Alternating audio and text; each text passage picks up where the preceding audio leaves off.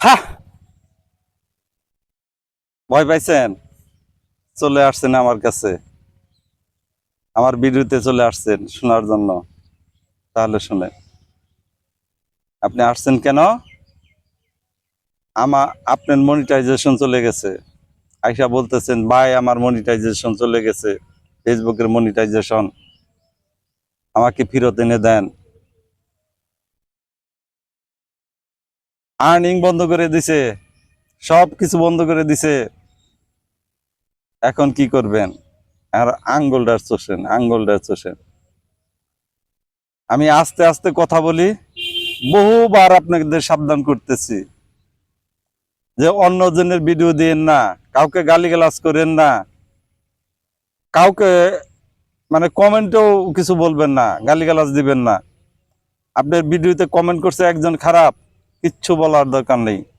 Facebook তার ID এমনিতেই নিয়ে যাবে। প্রয়োজন বোধে একটা কাজ করতে পারেন, আপনার কমেন্টটা ডিলিট করে দিতে পারেন, তাকে ব্লক করে দিতে পারেন, সে যেন আর কমেন্ট না আসে। তো যাই হোক, এই মনিটাইজেশন আর ফেরত আসবে না। এরা এটা যদি ফেরত আসো, বহু দিন লাগবে, বহু ধাপ পাড়িয়ে আসতে হবে।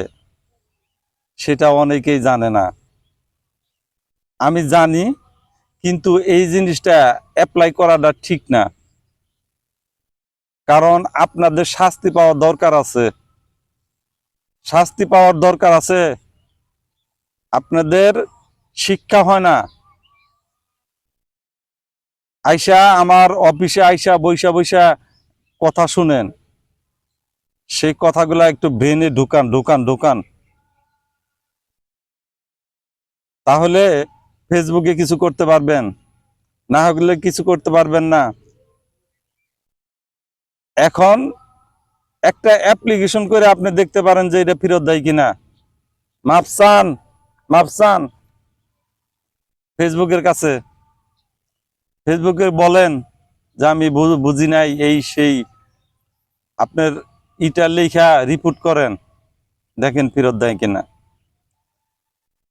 আর তা না হলে 1 বছর পর্যন্ত অপেক্ষা করেন, মনিটাইজ ফেরত আসতেও পারে। আরেকটা কথা বলি, যারা মনিটাইজ চলে গেছে বা চলে গেছে, এই আইডি দিয়ে কিছু হওয়ার সম্ভাবনা খুব কম। আপনারা আরেকটা আইডি বা পেজ আপনি করে নিতে পারেন, তাহলে সেখান থেকে সতর্কভাবে ভিডিও ছাড়েন, ভালো কিছু করতে পারবেন। এই একটা পরামর্শ আপনাদের। ভালো থাকবেন।